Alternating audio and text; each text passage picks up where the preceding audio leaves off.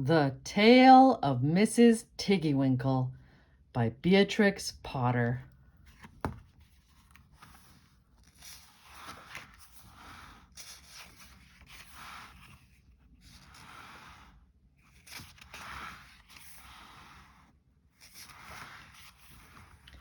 Once upon a time, there was a little girl called Lucy who lived at a farm called Littletown. She was a good little girl, only she was always losing her pocket handkerchiefs. One day, little Lucy came into the farmyard crying. Oh, she did cry so. "I've lost my pocket hankin. 3 hankins and a penny. Have you seen them, Tabby Kitten?"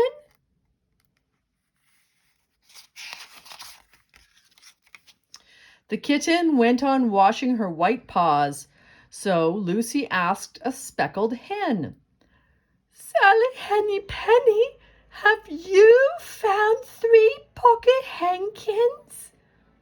But the speckled hen ran into a barn clucking, "I go barefoot, barefoot, barefoot."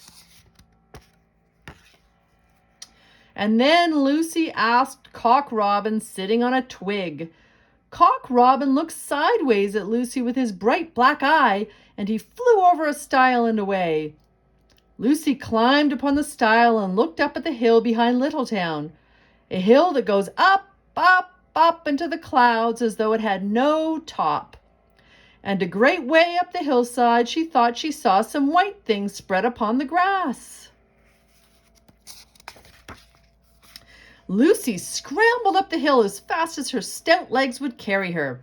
She ran along a steep pathway, up and up, until Littletown was right away down below. She could have dropped a pebble down the chimney.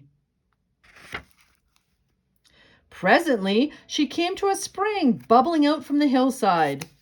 Someone had stood a tin can upon a stone to catch the water, but the water was already running over, for the can was no bigger than an egg cup. And where the sand upon the path was wet, there were footmarks of a very small person. Lucy ran on and on. The path ended under a big rock. The grass was short and green, and there were clothes, props cut from bracken stems with lines of plaited rushes, and a heap of tiny clothespins, but no pocket handkerchiefs. But there was something else, a door, straight into the hill, and inside it someone was singing, "Lily white and clean, oh, with little frills between, oh, smooth and hot, red rusty spot, never here be seen, oh." Lucy knocked once, twice, and interrupted the song. A little frightened voice called out, "Who's that?" Lucy opened the door, and what do you think there was inside the hill? A nice clean kitchen with a flagged floor and wooden beams, just like any other farm kitchen.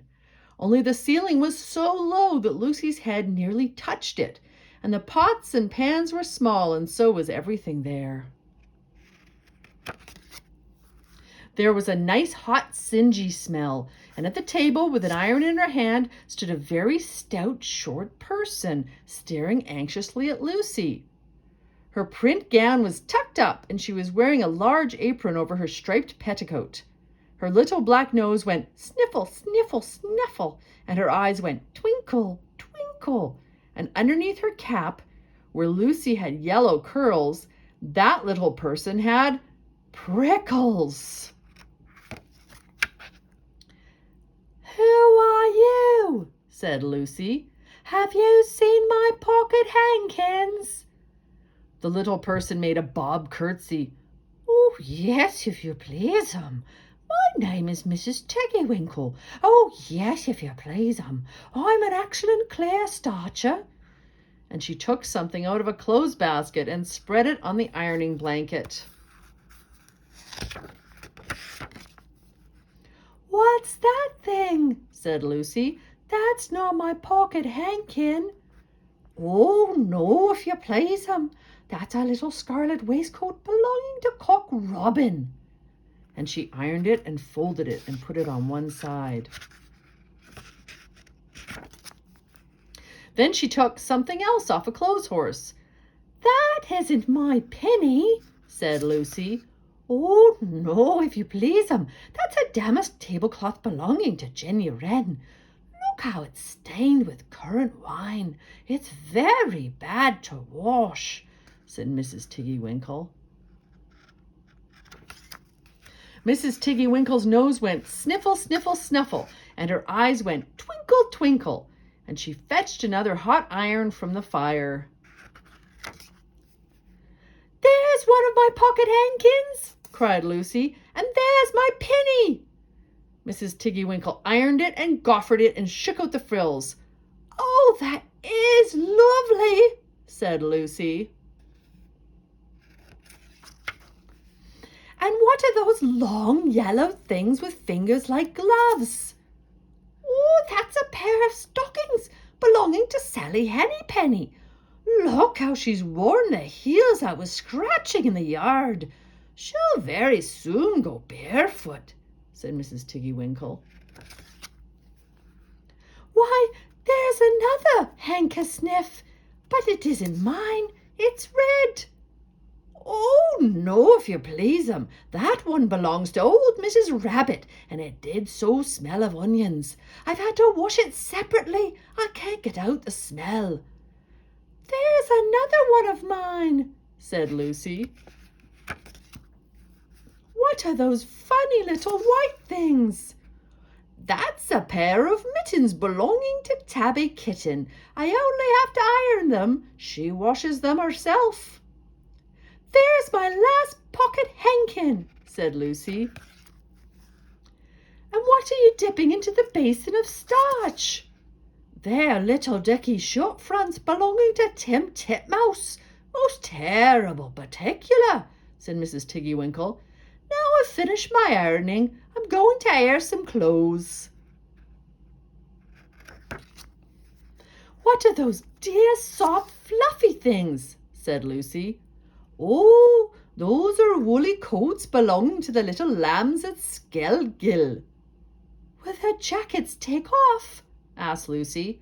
"Oh, yes, if you please, Look at the sheep mark on the shoulder, and here's one marked for Gatesgarth, and 3 that come from Littletown. They're always marked at washing," said Mrs. Tiggy-Winkle. And she hung up all sorts and sizes of clothes, small brown coats of mice, and one velvety black moleskin waistcoat, and a red tailcoat with no tail belonging to Squirrel Nutkin, and a very much shrunk blue jacket belonging to Peter Rabbit, and a petticoat not marked that had gone lost in the washing, and at last the basket was empty. Then Mrs. Tiggy-Winkle made tea, a cup for herself and a cup for Lucy. They sat before the fire on a bench and looked sideways at one another. Mrs. Tiggy-Winkle's hand holding the teacup was very, very brown and very, very wrinkly with the soap suds, and all through her gown and her cap there were hairpins sticking wrong end out, so that Lucy didn't like to sit too near her.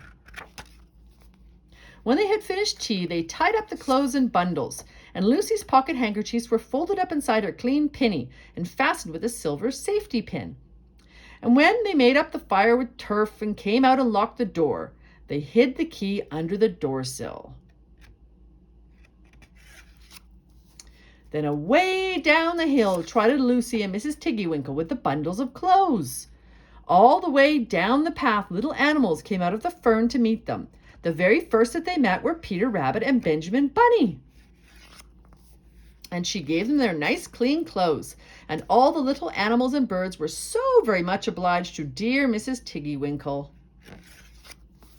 So that at the bottom of the hill, when they came to the stile, there was nothing left to carry except Lucy's one little bundle. Lucy scrambled up the stile with the bundle in her hand, and then she turned to say good night and to thank the washerwoman. But what a very odd thing!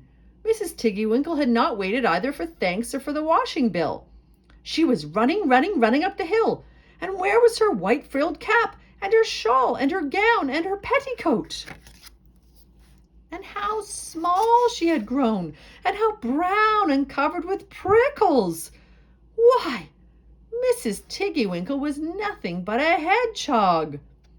Now, some people say that little Lucy had been asleep upon the stile. But then how could she have found 3 clean pocket handkins and a penny pinned with a silver safety pin? And besides, I have seen that door into the back of the hill called Cat Bells, and besides, I am very well acquainted with dear Mrs. Tiggy-Winkle. The end.